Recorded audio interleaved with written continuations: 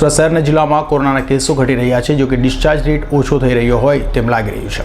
ત્યારે સોમવારના રોજ નવા 150 પોઝિટિવ કેસ આવતા કુલ આંક 47,866 પર પહોંચ્યો છે। તો કોરોનાથી વધુ 3ના મોત સાથે મૃતાંક 1,112 થયો છે, જ્યારે કોરોનાને માત આપનારાઓની સંખ્યા 45,654 થઈ ગઈ છે। સુરત શહેર જિલ્લામાં કોરોનાનું સંક્રમણ ઘટી રહ્યું છે, જો કે નવા કેસ સામે ડિસ્ચાર્જ રેટમાં ઘટાડો જોવા મળી રહ્યો છે। ત્યારે સોમવારે સુરત મહાનગરપાલિકાના જિલ્લા આરોગ્ય વિભાગના જણાવ્યા પ્રમાણે સુરત શહેરમાં 124 અને જિલ્લામાં 26 મળી કોરોનાના નવા 150 કેસ સાથે કુલ પોઝિટિવ કેસનો આંક 47,866 પર પહોંચવા પામ્યો છે।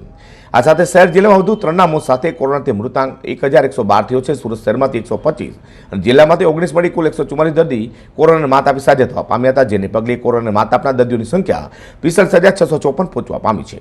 હાલ શહેર જિલ્લામાં કુલ એક્ટિવ કેસની સંખ્યા 1100 છે, જેમાં સુરત સિટીમાં કુલ 35,688 કોરોના પોઝિટિવ કેસમાં 829ના મોત થવા પામ્યા છે।